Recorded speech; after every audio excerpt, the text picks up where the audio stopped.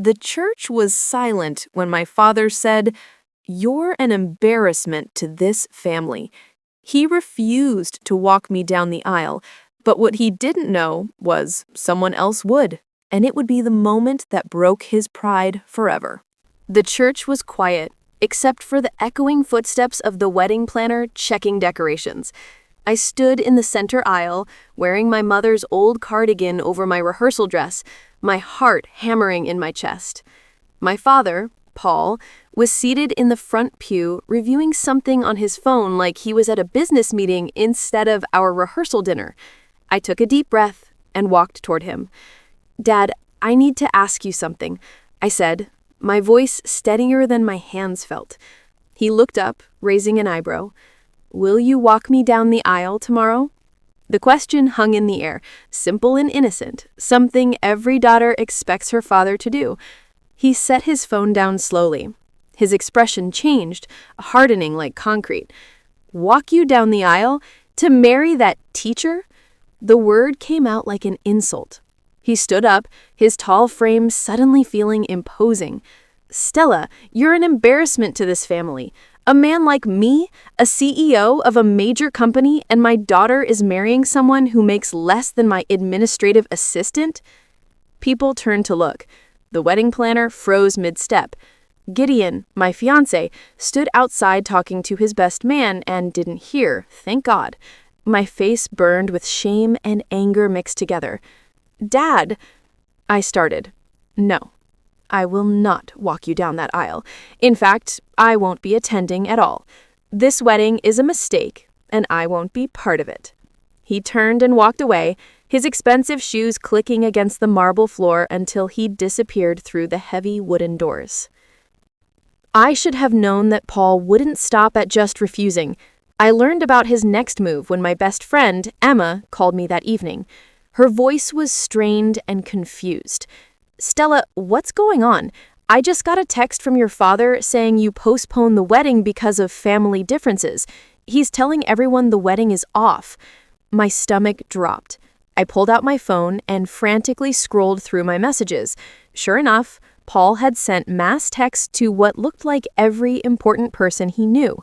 Business associates, society friends, members of the country club, even our extended family. The message was carefully worded, but devastating. Unfortunately, Stella has decided to postpone her wedding due to significant family differences.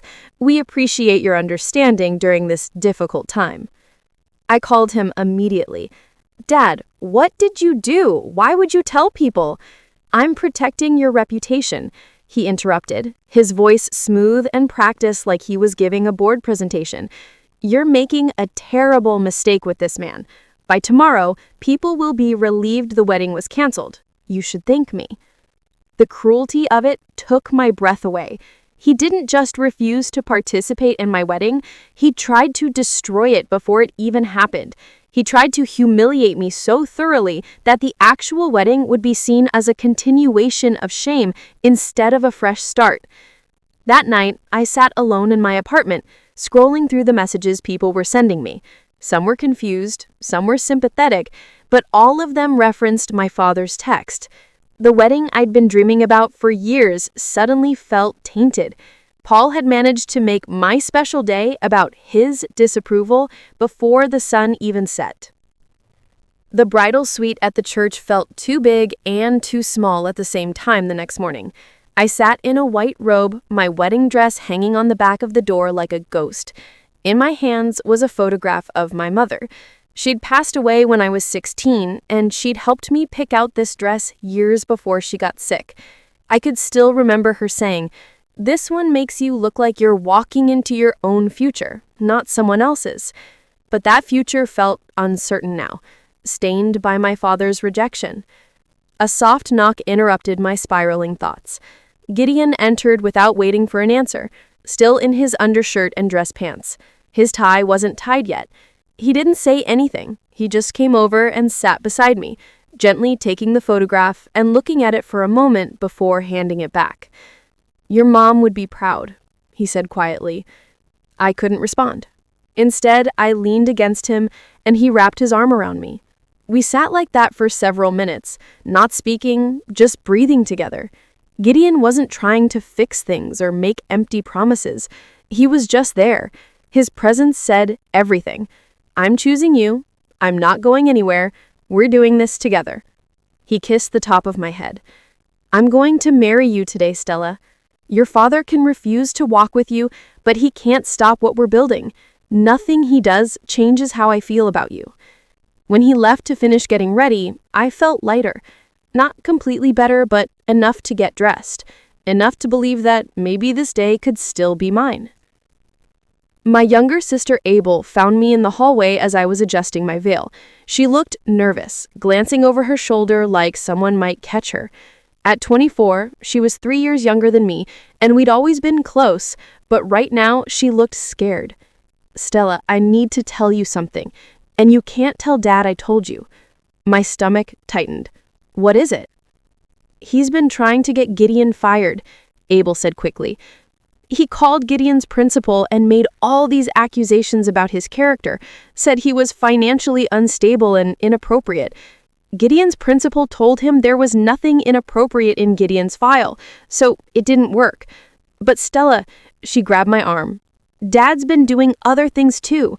He's been telling people at his clubs that you're naive and that Gideon is using you. He's been actively trying to sabotage this wedding. The anger that had been simmering all night suddenly boiled over. It wasn't just disappointment anymore. It wasn't just a father refusing to attend his daughter's wedding. It was calculated, deliberate destruction. Why didn't you tell me before? I asked. I didn't want to ruin today, Abel said, her eyes filling with tears. But I couldn't let you think he was just being a snob. He's being cruel, Stella. He's being really cruel. I pulled my sister into a hug, and for a moment, I let myself feel the full weight of what my father had become. Not just disappointed, not just disapproving, but actively malicious. He was using his power and influence like weapons against his own daughter because I dared to choose love over status. 30 minutes before the ceremony, I did something desperate. I called my grandfather's number. My grandfather, Steve, had been close to me growing up. He was Paul's father and the one person who might have some influence or at least offer support. The call went to voicemail. You've reached Steve's phone. I'm currently unavailable. Currently unavailable. He was on a cruise. I remembered suddenly. A month-long Caribbean cruise that couldn't be interrupted. He'd wanted me to come, but I had the wedding, and I'd laughed and said maybe next year.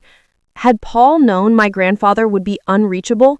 Had he planned this too? I tried anyway, leaving a message. Grandpa, it's Stella. I just wanted to talk before the wedding. I needed someone to listen. Dad refused to walk me down the aisle. He told everyone the wedding was postponed. I'm sorry I couldn't reach you. The realization hit me like cold water. I had been systematically isolated. My father had made himself unavailable to walk with me. He'd cut off my grandfather's ability to help. He'd tried to destroy my fiancé's reputation. He'd sent texts to everyone making sure the humiliation would be public and complete. I was alone. Actually alone. Emma came in then, my maid of honor, and saw my panic in my face. She didn't ask questions, she just squeezed my hand and said, "We're fixing this." But I didn't know how anything could be fixed. As I waited in the back room of the church, my mind went to someone I hadn't thought about in years. My Aunt Rosalind, my father's sister. She was in her early 60s now, powerful and polished, a woman who had disappeared from family events around 10 years ago after some kind of fight with Paul. I'd never heard the full story. I just knew that Paul refused to speak about her, that she was banned from family functions, and that mentioning her name made my father's jaw clench. But she was also someone Paul couldn't control, someone he clearly feared, and someone I suddenly needed. I pulled out my phone with shaking fingers and typed a text message. I knew I only had minutes. I need a replacement for the aisle. You have 24 hours. Please. I hit send before I could overthink it, sending this desperate plea to a woman I barely knew anymore, an aunt I'd loved as a child, but whose image had been carefully erased from family memory. The phone buzzed almost immediately. 2 words. I'll do it. My heart stopped. Just like that. No questions, no hesitation. Another text came through seconds later. But Paul needs to watch. Let him know I'm coming. I read those words over and over. She didn't just want to help me. She wanted to face my father. She wanted him to see this. And for reasons I didn't fully understand yet, that filled me with something I desperately needed. Hope. I called Aunt Rosalind immediately, my hands still trembling.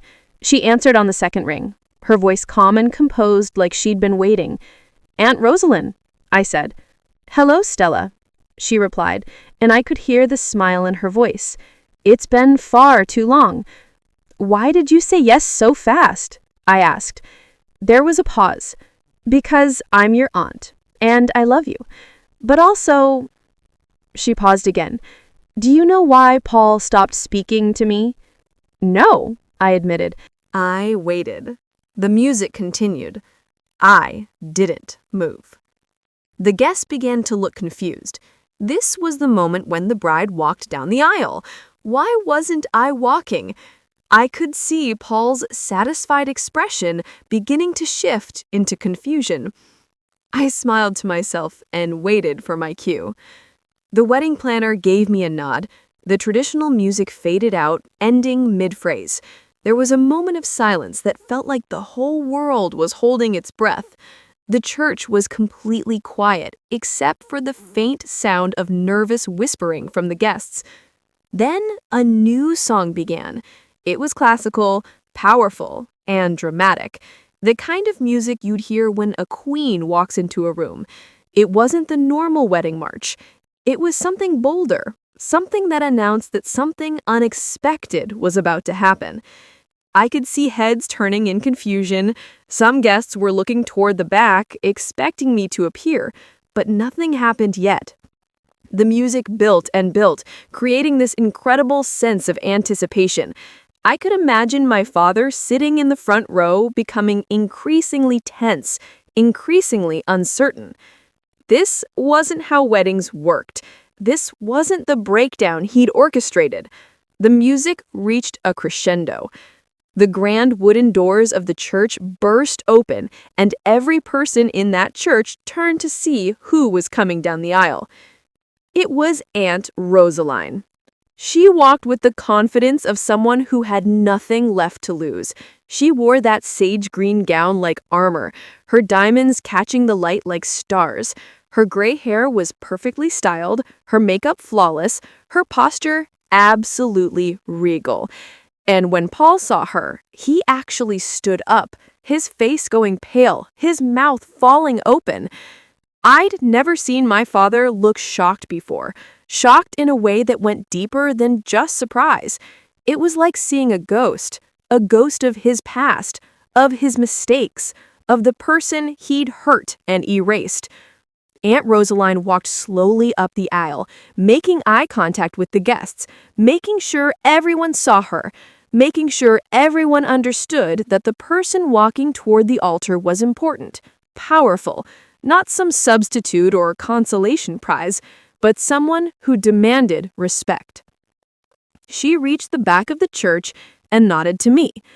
I took a deep breath and started walking toward her. As I walked, I kept my eyes on Aunt Rosaline. I didn't look at my father, not once.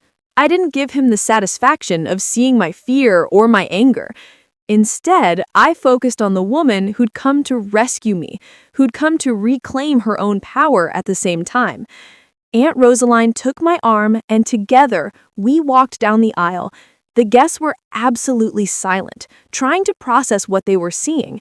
The bride being escorted by a woman none of them knew.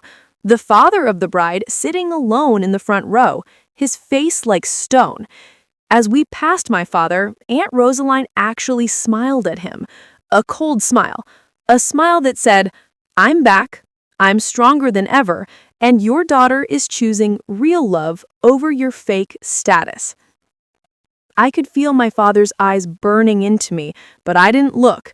I looked at Gideon, and I saw relief wash over his face. And love, so much love. Aunt Rosaline and I reached the altar, and she placed my hand in Gideon's with deliberate ceremony. She was giving him a message too. Take care of her. She's chosen you, and that makes you worthy. Gideon and I exchanged vows. Mine were carefully chosen, words that sounded like a simple promise, but were actually a message to my father sitting alone in the front row. I promise to choose you, I said, my voice steady and clear. I promise to choose you even when choosing you means disappointing powerful people. I promise to value your character over your wealth, your heart over your status. I promise that I will never sacrifice you for empty promises or false prestige. You are enough. You have always been enough. I saw several guests tear up. I saw my father's hands grip the edge of the pew so hard his knuckles turned white. Gideon's vows were simpler and more direct. He promised to protect this woman, to honor her courage, and to never make her regret choosing him over her own family. The minister pronounced us husband and wife, and as Gideon kissed me, I heard applause fill the church. But I also heard silence from the front row. My father wasn't clapping. He was sitting alone, watching me walk into a future he'd tried to prevent. The recessional. Gideon and I walked back down the aisle together, and I was hyper-aware of my father reaching out slightly, as if instinctively, like he was going to reach for my arm or stop me somehow. But I didn't slow down. I didn't even glance at him. I linked arms with Gideon and walked straight past my father without acknowledging him. Behind us, Aunt Rosaline walked with her head high, and I could have sworn I heard her laugh quietly. That moment, that deliberate rejection, that public snub, was necessary. It was the moment where I proved to my father that his power over me was gone.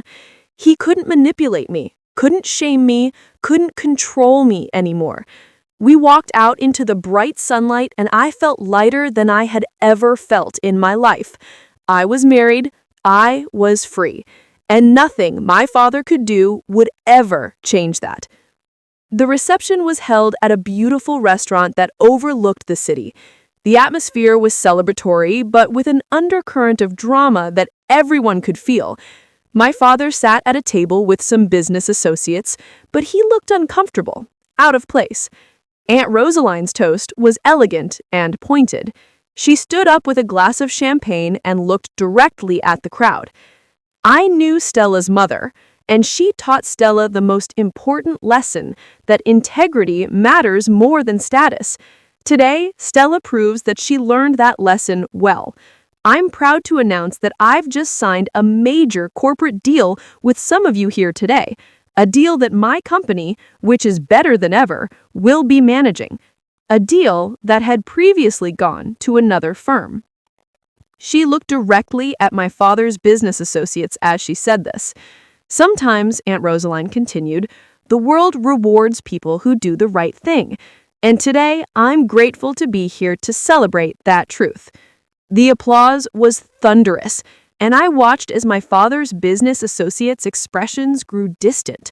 Some of them were pulling out their phones, getting messages about this new deal. The power was shifting in real time. Gideon's toast was the moment everything truly collapsed for my father. Gideon stood up, and his usually kind face looked serious and determined. I want to thank a special source who provided me with some documents earlier this week, Gideon began. He looked directly at my father. These documents were found in a certain person's office and were later verified by me and presented to the appropriate authorities. My father stood up abruptly, his face flushing red. These documents, Gideon continued, his voice unwavering, contain evidence of financial irregularities from several years ago. They've been submitted to the SEC for investigation, along with some contemporaneous notes about corporate manipulation and fraud. There was a gasp from the crowd. Several of my father's business associates stood up and walked away from the table, their phones already at their ears. But more importantly, Gideon said, they show who Paul really is. Not a man of integrity, not a man of character, but a man who will do whatever it takes to get ahead, even if it means hurting the people around him. Gideon sat back down. The reception hall was filled with shocked silence. It happened almost immediately after that. One by one, people started leaving the reception. Not all of them, but the important ones. The key business associates. The people who mattered to my father's career. They were getting phone calls, getting alerts on their phones, reading about the investigation into my father's company. They were abandoning ship before they went down with it. My father tried to follow them, tried to explain, but they wouldn't listen to him. Their phones were ringing with lawyers and accountants and PR people. The scandal was spreading fast. I watched this happen with a strange mixture of emotions. Part of me felt vindicated. Part of me felt sad. This was still my father, after all. But mostly, I felt something like relief. Whatever was about to happen to him, at least it would be consequences for his actions. Consequences that he couldn't blame on me. Later, at the reception, my father actually confronted me. He grabbed my arm and pulled me aside, his face twisted with anger and desperation. "How could you do this?" he demanded. "How could you betray me like this? I'm your father." I looked at him calmly, and I realized that I wasn't afraid of him anymore. "You taught me," I said quietly, "that status is everything. That success is the only thing that matters. That choosing a humble man over your business reputation is an embarrassment." "Stella," he started. "I learned your lesson well," I continued. "I just applied it differently. I chose a better status, a more honest status, a life where I don't have to hurt people to get ahead. I'm sorry you're not going to be part of that, but I'm not sorry I chose it." I pulled my arm away and walked back to Gideon. The next morning, I woke up in my new apartment as Mrs. Gideon Stella, and I turned on the news. There it was, right on the front page of the business section. CEO Paul Henderson forced to step down amid internal investigation. The article detailed the financial irregularities that Gideon had discovered in my grandfather's old letters. It mentioned the SEC investigation. It mentioned the allegations of corporate fraud and manipulation. It painted a picture of a man who'd been willing to break laws and hurt people to get ahead. There was also a quote from my father denying everything and promising to fight the allegations. But even he knew that his credibility was gone. His associates had abandoned him, his company was in chaos, his reputation was destroyed. I went to the apartment window and looked out at the city. Somewhere out there, my father was probably on the phone with lawyers, trying to figure out how to salvage his career, trying to figure out how everything had fallen apart so quickly. But I wasn't going to spend my time thinking about him. Instead, I watched as Gideon made breakfast in our new kitchen. He was humming a little tune, occasionally looking over at me and smiling. He looked happy. He looked free. On his phone, I could see a text from the school principal. "Congratulations on your wedding, Gideon. I want to personally apologize for that phone call we received about you. We've confirmed it was completely without merit. You're an excellent teacher." This was Gideon's victory, too. His reputation, his career, his integrity had been defended. I received a text from Aunt Rosaline that afternoon. "Breakfast tomorrow? There's something I want to discuss with you." I agreed, and the next morning I met her at a small cafe near the city center. She looked tired but satisfied, like someone who had finally finished a marathon. "I wanted to offer you something," she said, sliding an envelope across the table. "It's a position at my company, Vice President of Community Relations. I think you'd be perfect for it, and I'd love to work with you building something that actually matters. I opened the envelope and looked at the offer. It was generous and real, and offered by someone who actually valued me for who I was, not who she wanted me to be. I'd like that, I told her. Later that evening, I sat with Gideon on our apartment balcony and I texted my father one last message. I'm moving forward now. I hope someday you will too. I didn't wait for a response. Instead, I deleted his number from my phone, watching as the contact disappeared. With that action, I felt the last weight of my father's expectations lift from my shoulders. Gideon took my hand and squeezed it gently. You okay? He asked.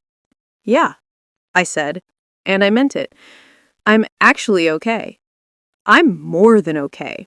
I'm happy.